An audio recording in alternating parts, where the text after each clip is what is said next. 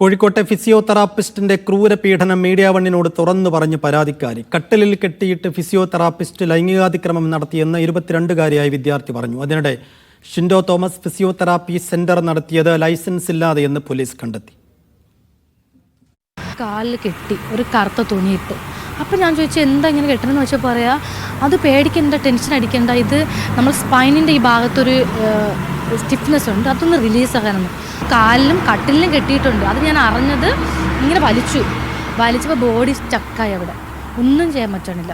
അപ്പം ഞാൻ ഇങ്ങനെ തട്ടി കൈ വെച്ചിട്ട് എനിക്ക് പെട്ടെന്ന് എനിക്കെന്തോ റിലീസായി. ഇയാൾ ഇവിടെ പിടിച്ച് ഒറ്റ അമർത്തി, ഇവിടെ ഈ വയറിൻ്റെ ഈ ഭാഗത്ത് ഒറ്റ പ്രസ്. കോഴിക്കോട് ജാഫർ ഖാൻ കോളനി റോഡിലെ ഫിസിയോതെറാപ്പിസ്റ്റ് ഷിൻഡോ തോമസിന്റെ അടുത്ത് ചികിത്സയ്ക്ക് പോയപ്പോഴുണ്ടായ ക്രൂരമായ അനുഭവമാണ് പെൺകുട്ടി പറയുന്നത്. നല്ല തല്ലി, കുറേ എനിക്ക് പറ്റണം അത്ര ഞാൻ തല്ലിയിട്ടുണ്ട് ആളെ. ഇനിയൊരവസ്ഥ ഇങ്ങനെ ആരും പറയാതിരിക്കരുത് വെളിയിൽ, പക്ഷെ അങ്ങനെ ഒരാൾ നിൽക്കരുത്, പ്രതികരിക്കണം. ഷിൻഡോ തോമസ് ഫിസിയോതെറാപ്പി സെന്റർ നടത്തിയത് ലൈസൻസ് ഇല്ലാതെയാണെന്ന് പോലീസ് അന്വേഷണത്തിൽ വ്യക്തമായി. ഷിൻഡോ തോമസിന്റേത് വ്യാജ ഡിപ്ലോമ സർട്ടിഫിക്കറ്റാണെന്നും ഇക്കാര്യം അന്വേഷിക്കണമെന്നും ആവശ്യപ്പെട്ട് association for physiotherapist coordination Nadakkavu പോലീസിൽ പരാതി നൽകി. മീഡിയ 1 കോഴിക്കോട്.